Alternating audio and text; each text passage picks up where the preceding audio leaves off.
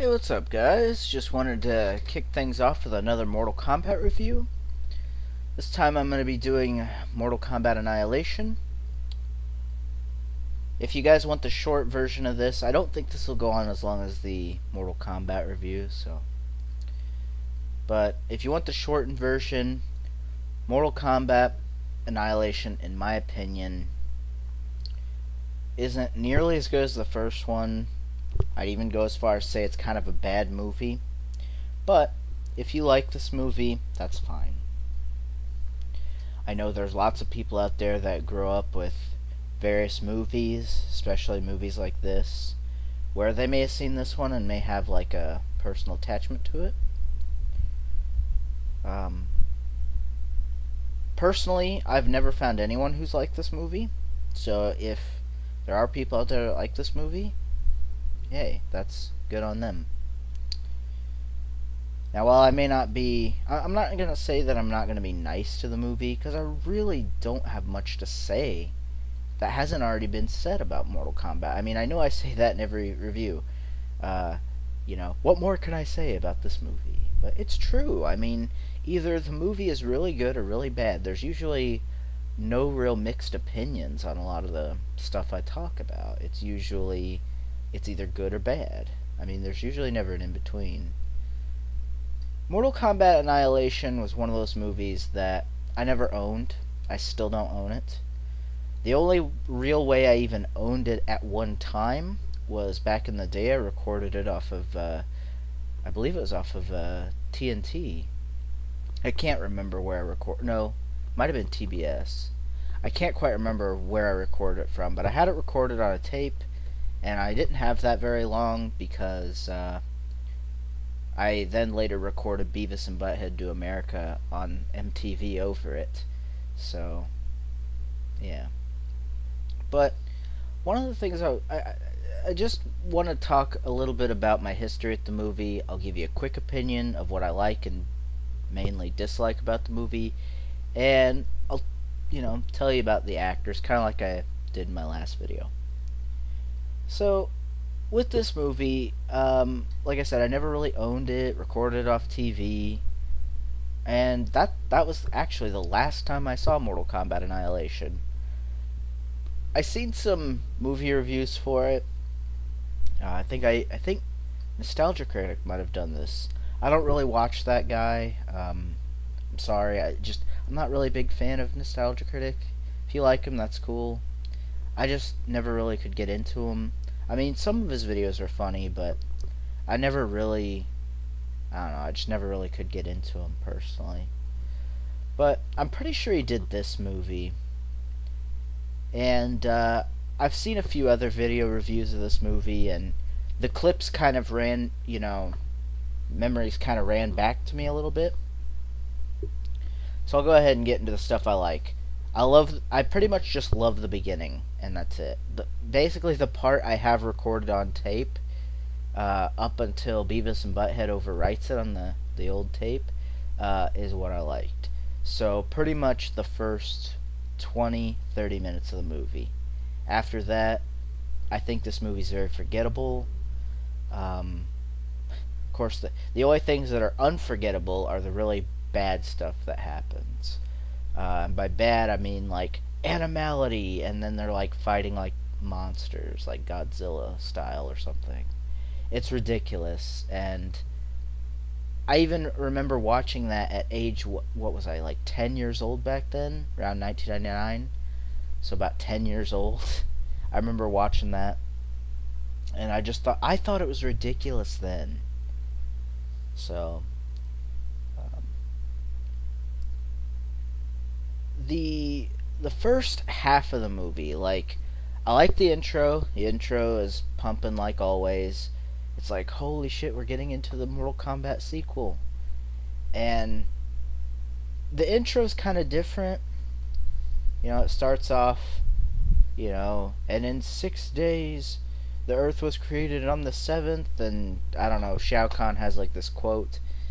And there's like these ninjas doing these flips, and it's like, what the hell is this? Then you see, again, this is all off my faded memory, but I'll try and give it to you as best I can remember. Then you get to this part where Raiden, you see Raiden, and he's played by a different actor. I've got Wikipedia open so I can reference some things here. Let's see, James Remar as Raiden. I don't know what he went on to do. I didn't think he was a horrible Raiden, but I don't think he was as good as Christopher Lambert's Raiden.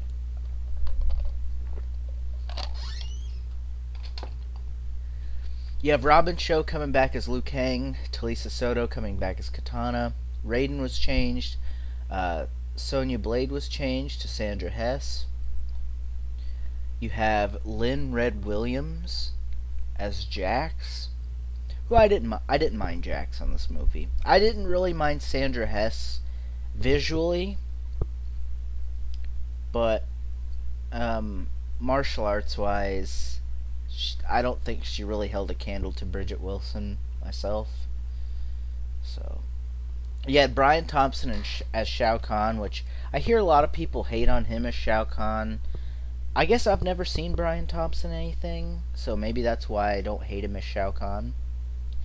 But I thought he did a pretty decent Shao Kahn, personally.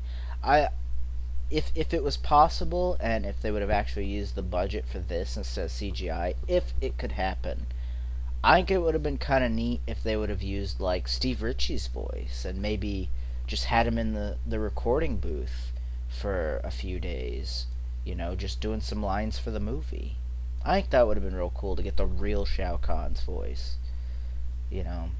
For those of you guys who don't know, Steve Ritchie's the guy who voices Shao Kahn in MK2 and MK3/UMK3. So, yeah. I think it would have been cool to have Steve Ritchie, but again, even just using an actor, I think it's fine. And I thought Brian Thompson did a decent job.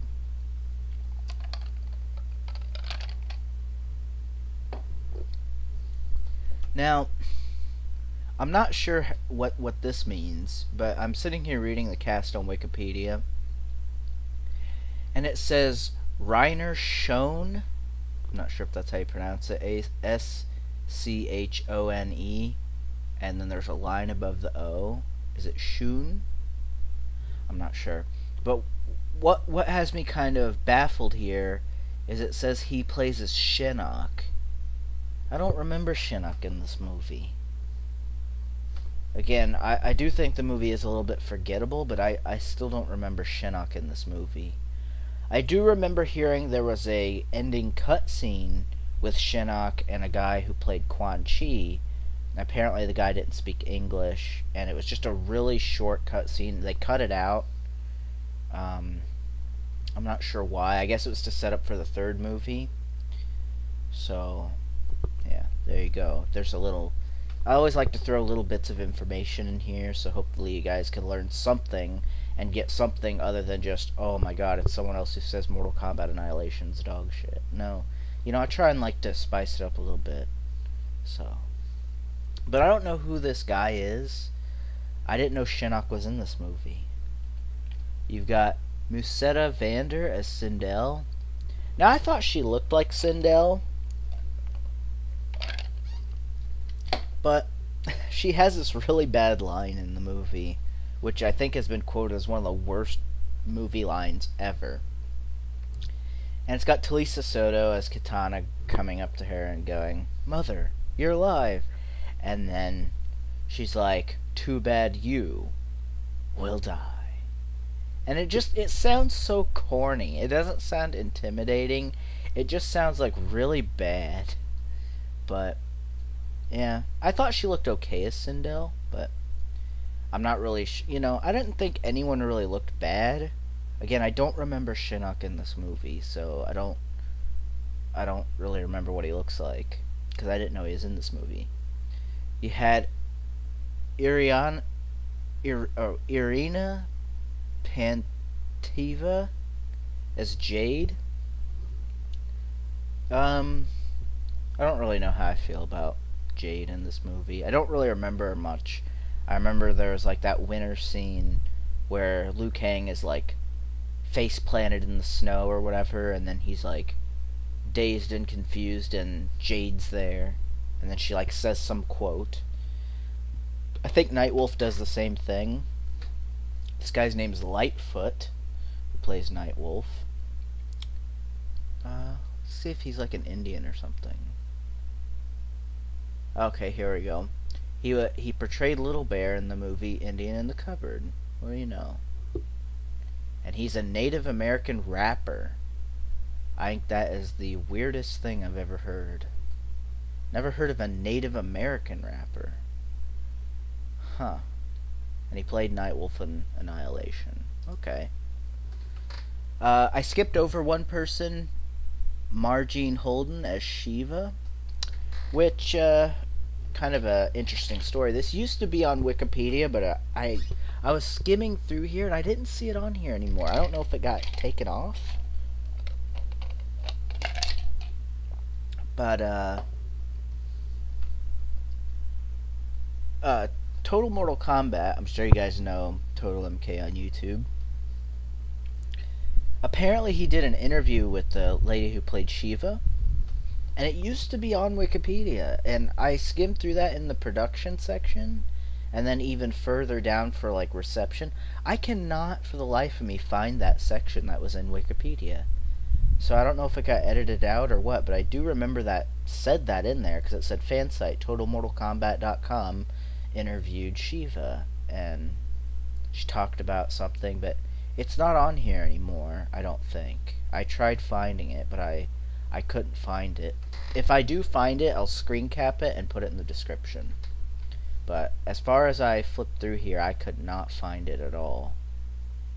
So yeah.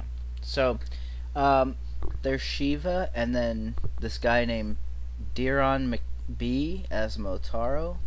Let's see if he did anything. He played Motaro, and that's about it. So nothing really noteworthy on that guy, unfortunately. But I mean, what more can I say about Mortal Kombat? It's got Shao Kahn in it, and Raiden's been changed. They didn't put Johnny Cage on that casting list on Wikipedia. I don't know who they changed him to, but Lyndon Ashby didn't come back as Johnny Cage, which I think is very unfortunate. I guess he probably didn't like the script. I mean, hell, I'd be pissed too. And I think that was kind of where they went wrong with this movie. Not the fact that they killed Johnny Cage. That is actually a story arc piece. That's what happens to Johnny Cage. He's killed by Shao Kahn. So that's in the story. But my problem is, they killed him off right at the beginning. I mean, did that really need to happen? Like, this was really supposed to be the movie that bridged MK2 and MK3 together. Because, obviously, the first one was about MK1. So I just don't see why they couldn't have done something like that. Like, kill Johnny Cage off towards the middle or towards the end. I think it would have flowed a lot better. But, you know, that scene is okay. But then there's other stuff, you know? It's like, then after Johnny Cage is dead, and then this, like, statue comes up, and I'm like, what the fuck is this? What is this? What is this statue? You know, and then Talisa Soto, or I'll just go ahead and call them by their characters, Liu Kang and Kitana getting this, like, metal orb thing, and they, like, it's like a transport thing, and it transports them. I don't even know where they're going, but it, like, transports them, and they're, like, riding in it, and I'm like, what the fuck is this? But later on they meet Sub-Zero. Again, this is still up to the point that I like, other than the what the fuck am I seeing .jpeg moments. But you got all this stuff going on. This statue with Johnny Cage and this metal ball thing they're riding in. Like, why? You know? But later on they meet Sub-Zero, and he's like, I killed you in the tournament. And he's like, the person you killed was my brother. And of course he shows himself, and he's got the red line on his face, so you know that that's the true Sub-Zero. If you ever beat MK2, you can actually see the red line on Sub-Zero's face. So if you're wondering about that, it is that same Sub-Zero. So the same one from MK3. So for those of you who didn't know that about Mortal Kombat, there you go. But they meet up with Sub-Zero, and then Scorpion comes out, and you got... It's kind of ridiculous because people are like, well, how'd Scorpion come back? You know, Johnny Cage slices part of his head off. And then it's like, well, he's a Spectre. So he's dead. You can't kill something that's dead, you know. But then again, he exploded. So, what the fuck? I don't understand it. But then they use that ridiculous thing where, you know how he had like the little snapping thing in his hand? Well, if that wasn't enough, and didn't already look ridiculous enough, like I said, they probably couldn't... I don't know if I said this in the other video. I kind of forgot what I said, but... he had that snappy thing. I think it's because it's PG-13. There was no way they were going to show impalement, I guess. So, I mean, I guess that's why the effect just would look too ridiculous. So I guess, or maybe they thought it looked cooler. But then again, now that I'm thinking about it, how could they not show impalement when they show Shang Tsung getting impaled on the spikes at the end? I don't know. Again, there are no explanations for this. But, I mean, if you thought that snapping thing was ridiculous, it looks even more ridiculous in this movie. Why does he have to have two snappy things? He never had two spears. So why does he have two snappy things? And again, it's back to the snappy things. The fucking snapping dragons or alligators, whatever the fuck those things are. And I can't remember what he says throughout the fighting. I don't think he has as much dialogue in this one, if I remember right. I remember he fights with Sub-Zero, which actually looks really cool. I like the effect that Sub-Zero used when he froze the ground to make a bridge. I thought that was pretty cool. Probably my favorite track other than the Mortal Kombat remix theme, which I'm pretty sure that the remix version is in here.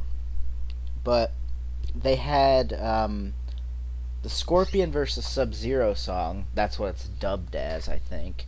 Let me check the soundtrack here. See if it says.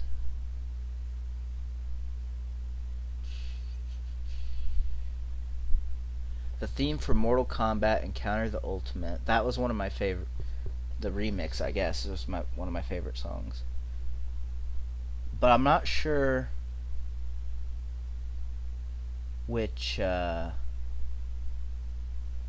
I'm not sure which one is the Scorpion versus Sub-Zero song. Yeah, I'd like to actually listen to the soundtrack. It actually doesn't seem too bad. You've got Rammstein on here, which is pretty cool. I have that Engel song, or however you pronounce it, Angel, not really sure, Engel. I have that song. So this seems like it could be potentially decent soundtrack. I don't really remember much about it. Like I said, I remember the Scorpion versus Sub-Zero one, the remix theme, and I know this Rammstein song. So, but I mean, definitely, I'd say the first soundtrack, at least for me, was more memorable. But I mean, you have that fight, and it looks pretty cool, I think. The guy who plays Sub-Zero was actually Reptile. I didn't know that. The guy who played Reptile in the first movie is the guy who's playing Sub-Zero in this movie. That's pretty cool. I didn't know that. And the fight is okay. I thought the fight was decent. Then you have Scorpion take Katana, and he got this, and Ed Boon does the voicing again. And he goes, "Suckers!" I always thought that was funny. I never thought it was intimidating. I always thought it was funny. I always thought, come here and get down here from the first movie was okay. And I remember hearing people say, that's not how the line goes. And for the longest time, I didn't even know it was Ed Boon until I actually looked it up. And I'm like, holy, yeah, it does sound like Ed Boon. Because it sounded like him, but I didn't know, even for the longest time, I didn't even know Scorpion, or Ed Boon did the voice of Scorpion. I mean, as in recent years, I knew about it, but he does this line, suckers, and then he warps and takes Katana. Then eventually they fight with the Cyber Ninjas. I believe they fight with Sector and I'm assuming Smoke. I don't really remember which all the ones. I think they fight them all, but I think it's Sector and Smoke, and I think Jax later in the movie fights Cyrax, and I only remember that because there was a clip on YouTube once when I looked up a review for this film. And I was like, oh, hey, there, Cyrax is in the movie. But, I mean, you have that, and then right around when Jax gets his metal arms was when I had recorded over it. So up until this point, I think that was really the only bits I liked. I do remember there was a fight with, I believe, Sonya. Was it Sonya and Melina, I think? And then she's like, Katana, why are you fighting me, or something, and they fight in, like, the mud. I remember that. I remember the Jade thing. Nightwolf has some wise words from what I remember.